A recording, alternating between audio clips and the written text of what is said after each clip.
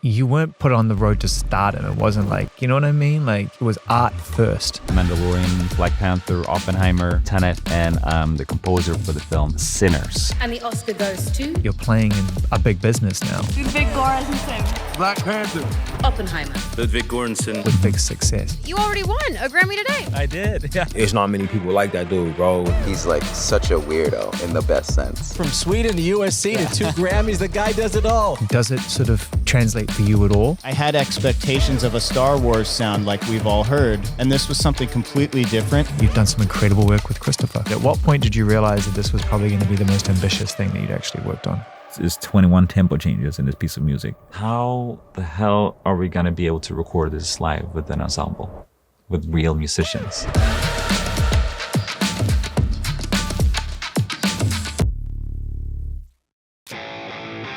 Growing up in Sweden as a young little boy hungry for music, I got introduced very early because my dad's a musician. I got forced playing guitar when I was 7. I didn't really like it. But then when I was 9, I heard Metallica for the first time. I would hear him in the basement practicing, and I opened the door and I saw him like rocking out, playing this music I never heard before. I was like, what is this, Dad? That's what made me start practicing guitar like 8 hours a day. That was like the dream, right? That was at least my dream band. I loved being able to record myself.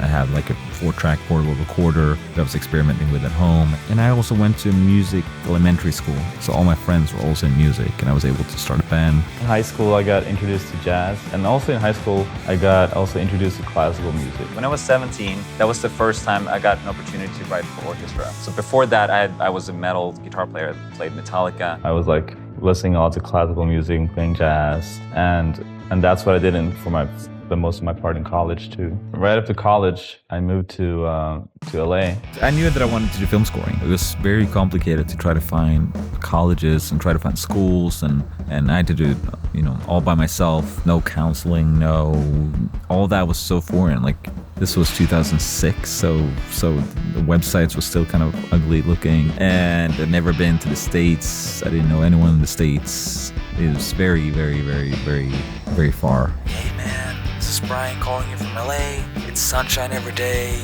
You have to move here. You're gonna love it, bro. I was like, okay. Sounds amazing. First year was very difficult. I moved closer to UC, and then it literally felt like I was walking into American Pie, seeing like these dudes in no shirt and drinking alcohol from those red cups and having the life. So that's also where I met Ryan. I remember when first met you. Mm-hmm. I didn't know what a composer really does. Mm-hmm. We were walking on the campus talking, and I asked you if you played a bunch of instruments, and you lied and said you didn't. Because you fucking do. He was studying directing at USC, and I was studying film scoring at USC. He was one of my first American friends. So we immediately started talking about like fashion. I remember you had some cool shoes on, and then music. And we started talking about music, and that's when it kind of took off. Yeah, we became friends. We would hang out and listen to music, and that was maybe before I had something for you to compose. His first little student film was like a 5-minute short. It was called Locks. These type of movies were not allowed to have, these 508s were not allowed to have dialogue. Yeah. It's only sound and music. I remember Kenny, when we were mixing my movie, because I had to mix my own movie, he was just blown away by like how good the score was, and like how it synced up with everything. And I did my own sound design on that one. He was going on about how beautiful the score was, and he was like, man, you gotta lock this working relationship in, like y'all got something. You know what I mean? I got a job as an assistant for like a famous composer. Did that for 2 years. I was the assistant for Theodore Shapiro, who scored Tropic Thunder at the time. So I just finished college, and that was my first job, and it was amazing. And then through him, I got my first show, which was Community. So look, who's in Community? Donald Glover. And he was wearing like purple pants, and he was like cutting a green apple, and he goes, hey, how are you? Oh, cool. He's like, I do the music. Cool. And I was like, I'm working on this kind of music thing. We should meet up. They formed Childish Gambino. And it was very organic. I don't know why that happened. Me and Ludwig had like amazing chemistry. And I was really into like the sitcom show. I had like 3 shows on network, on air. I can do this for the rest of my life. Were you still feeling like, dang, I want to get a movie? Next stop, Fruitvale Station. which is one of my best friends. That's his first feature that he's directing. And then Creed happened. We never really had the budget to do live orchestra or live musicians. That's kind of like a dream coming through. I worked with Ryan Coogler for my whole professional career, and then Black Panther. Music is from Africa. I want to create a soundscape that's a new sound world for every project I'm doing. It's the first time I really work with traditional African music. And I'm like, the only way I could score this would be for me to go to Africa and immerse myself in the culture, research, learn and study with some of the best musicians in the world. You seem to like to go on trips and really soak up the place that you're doing a film. I need to understand what it is and need to understand and study that type of music. And one of my friends produced an album with an African artist. His name's Baba Mal. He started playing at 3 a.m. in the morning and he played up till sunrise. That was like an aha feeling for me, like how can we capture this feeling in the movie? Baba Mal is from the Fulani tribe, and in this opening scene you can hear him sing about an elephant that had just died. Elephant being the synonym for the king. And it's time for someone to take over, but you shouldn't be too fast. One of the instruments that I was drawn to from the very beginning was the instrument called the talking drum. A talking drum is a percussion instrument. It's a drum that you put under your shoulder. You squeeze it and it changes pitch. And then another player joins, and then dynamically it just grows and grows. And then I had a solo on top of this. And then the last final element for the talking drum is T'Challa's name. I could never have done this score without going there and spending time with the griots, listening to their stories and their rhythms that they've been passing on from generation to generation. And I just can't wait to go back because there's so much more to study and learn. It's sort of become a kind of cultural issue for people. People are talking about it. People are not just going to the movie, but it's actually sort of entered the cultural conversation now. I've never been a part of a project like that before. During this experience, I really became a better musician myself and became a better composer just through doing this project. I actually played this very drum, this right here. And then you have a dramatic piano that goes with it. I actually played these, just a little thing on the acoustic guitar, like a little intro. I know I wanted to take a step away from the computers. That's kind of the way I used to write music when I was a kid. I was just alone in my studio with all these instruments. I wanted to recreate that feeling when you play a piano, when you play a recorder and a guitar. It resonates, it gives something back to you. Your fingers, you can feel it in your body. When you sit by the computer, you give all this information, but you don't get anything back. I just started thinking a lot about kind of going back to how I remember Star Wars and the impact that it had with me as a little kid and how I can recreate that feeling. I remember the first time I heard Darth Vader theme. The orchestra from my city played it in their concert program. To me, orchestra music was something different, and I remember them starting playing that piece, and it just felt like something I haven't felt before. It was kind of a little meditative because I was alone, away from my screens and my computers, and I remember just sitting hours with the instrument and just playing. Just like I could be connected with my inner child a little bit. Just wanted to be able to move in a close distance. So it's like grabbing things, and like when you're in that mode where you don't know where time is, so you don't know where space is. Time travel. No. Technology that can invert an object's entropy.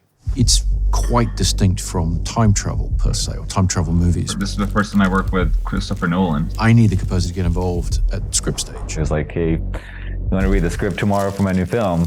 And you have no idea what you're about to get into. I want the composer to come on, and Ludwig did this very early on, and just start exploring musical ideas. One of the main themes of Tenet is inversion. So obviously I wanted to take that theme into music also and see how much you can experiment with musical inversion and musical palindrome. So I was always interested about like, okay, well, how can we have something be the same forwards and backwards, but also sound backwards when it's played backwards? You're familiar with the Manhattan Project? I had no preconceptions about the music for the film. Sometimes you have an idea for the soundscape of the world or the rhythm of it, and sometimes you don't. What did you notice about it? Before you started working with them, what had you noticed about it? After I finished the script, meet up with Chris, and he told me, like, I don't have a lot of things to tell you what I want the music to sound like, but I have one idea. Well, how much front and center the music is in his films. It's like his own character. and that is to use the violin to portray Oppenheimer. Depending on the performance, you can have this beautiful, somber, romantic note in vibrato.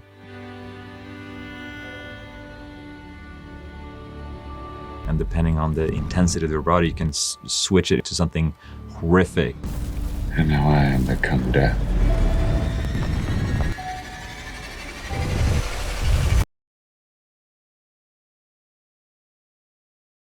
The destroyer of worlds. It was a really tough movie to write the music for. There's 21 tempo changes in this piece of music. How the hell are we gonna be able to record this live with an ensemble, with real musicians? The area will take you only so far. It was 5 to 10 days of recording, but I think we spent just 3 days on figuring out how to record this unique piece of music with these tempo changes. He's throwing glass at the wall. He's listening to Rite of Spring. He's like discovering all these things for the first time. Yeah. Maybe that made me think about when I discovered things for the first time, or when I was at college and I was playing these type of scales. Were you happier there? Happier? Yes. I was crying every night for like at least the first 3 months. I was homesick, emotionally immature. I always thought about this, how when you are learning to master something, I can relate to that in music, being a student and starting to play a scale or a pattern. You start it in one tempo. Obviously, I've been well aware of Chris movies and Chris films, and the music, the way he uses music in his storytelling and incredible scores, it changed films, I think, and the sound of film. Each time you play it, the better you get, you turn the tempo up, right? So you start slow, turn it up, go faster and faster and faster. And when you're getting started in this career, trying to write music for film, and you go to the theater, and it's not every time you go see a movie and you can really hear the music. I think Ludwig's work on the film really achieves an enormous amount of the effect of drawing the audience into the emotional dilemmas of the characters. The important thing isn't can you read music, it's can you hear it. The audience shouldn't sit in the theater judging him. It should be there on his journey, feeling what he feels. And that's what the music needs to do. I need to put myself into his shoes too. And some of it is some of those feeling of like sadness and loneliness and emptiness. Can you hear the music, Robert? By the end of it, after you've been practicing for a long time, you've achieved a level where you can play it flawlessly in any tempo. Christopher Nolan, is your idea to use the violin in the score. The way that you use music in your films and in your storytelling has inspired a lot of people. He's this great genius who's come in his work. I think he's really put together a very remarkable score. Yes, I can. So much what we love about music, Ludwig, is not performative. Yeah. It's feeling. Yeah. And when you put something on a screen, it's by its very nature becomes more of a performative experience, which makes it harder to bring the feeling with you. Yeah, and that's what Ryan did so genius with his film, how he wrote that into the story. With this project, this is also very connected to my dad. We went to Memphis, me and Ryan, and actually invited my dad, who's a blues fanatic and guitar player. Yeah. That's been his dream since he was a kid, to go on that blues trail. So we started playing guitar when I was about 6. And then when I was 9, I heard Metallica for the first time. And that's when my music interest really started to get started. And because I felt like I found my own personality in music and my own style, and blues is my dad's. And also back then I didn't think about and realize obviously how heavy metal is also comes straight from the blues. It was really cool to be there with you and your dad, because y'all are from Sweden, man, thousands and thousands of miles away. But the culture and the art that was created in this place, and put you on a path to